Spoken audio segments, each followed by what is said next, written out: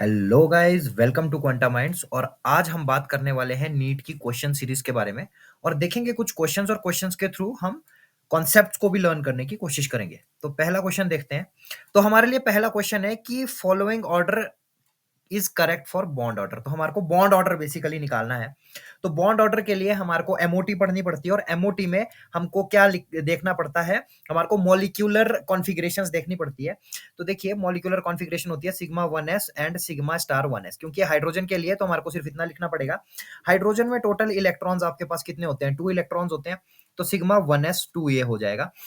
और once it is sigma 1s 2, 2 electrons हैं और बॉन्डिंग में है टोटल। तो बॉन्डिंग में आपके पास कितने हैं? 2 है, minus anti bonding molecular orbital में 0 है, डिवाइड बाय 2। तो 2 माइनस 0/2 आपके पास आ गया 1।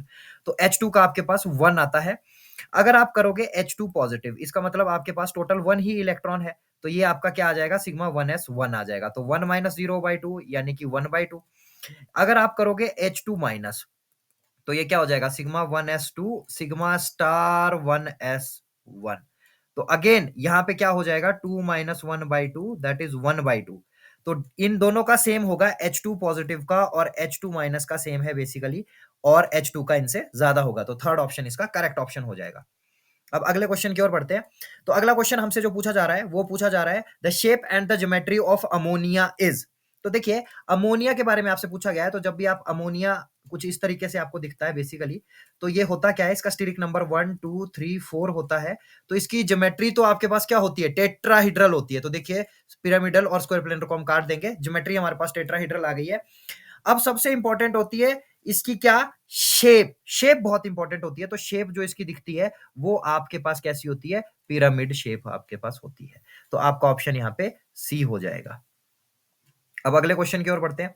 अगला क्वेश्चन हमारे पास है, the major product of given reaction. तो रिएक्शन आपको क्या दिया है? आपके पास ये एक तरीके का रिएक्शन होता है। इसका जनरली कोई मैकेनिज्म नहीं होता, लेकिन ये बहुत ही इंपॉर्टेंट रिएक्शन होता है। अगर आपके पास कोई भी आर या कुछ भी ऐसा हो कंपाउंड जिसमें सी के पास एक भी हाइड्रोजन हो और इसके साथ हम कोई ऑक्सीडाइजिंग एजेंट लगा दे, जैसे KMnO4 लगा दे या K2Cr2O7 लगा दे, कोई भी एजेंट लगा दे, तो यहां पे डेफिनेटली आपके पास कार्बोक्सिलिक एसिड बचता है। ठीक है, एक भी हाइड्रोजन, तो इसके पास तो 2 हाइड्रोजन है, तो डायरेक्ट कार्बोक्सिलिक एसिड वाला यहां पे सही ऑप्शन हो जाएगा। अब हम अगले क्वेश्चन की ओर बढ़ते हैं। अगला क्वेश्चन हमारे पास इक्विलिब्रियम का क्वेश्चन है। इन द गिवन रिएक्शन आपको दिया है ए इक्विलिब्रियमली फॉर्म टू बी प्लस सी। तो बी के लिए क्या इक्वेशन हो सकती है? तो देखिए, हम जानते हैं इक्विलिब्रियम में क्या होता है कि rate of forward reaction is equal to rate of backward reaction होता है। तो फॉरवर्ड रिएक्शन जो आपके पास है वो क्या है? K1 A के बराबर है। ठीक है, और बैकवर्ड रिएक्शन किसके बराबर है? K2 B² एंड सी। ठीक है, अगर हमको बी निकालना है तो क्या बन जाएगा? B² is equal to K1/K2 A/C। और अगर बी निकालना है तो वो किसके बराबर हो जाएगा? K1/K2 A/C। इनका भी हाफ और इसका भी हाफ। तो इसका ऑप्शन आपके पास सी हो जाएगा।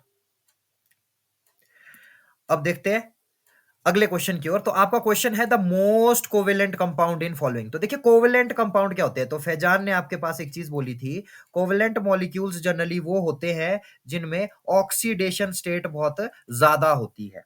तो देखिए, NaCl में ऑक्सीडेशन स्टेट 1 है, LiCl में भी 1 है, MgCl2 में 2 है और AlCl3 में 3 है। मतलब यहाँ पे एल्यूमिनियम +3 है। तो इसके लिए बनाना इतना आसान नहीं है। तो डेफिनेटली ये शेयर ही कर रहा होगा। इस हिसाब से इसका आंसर 4 सही हो जाएगा।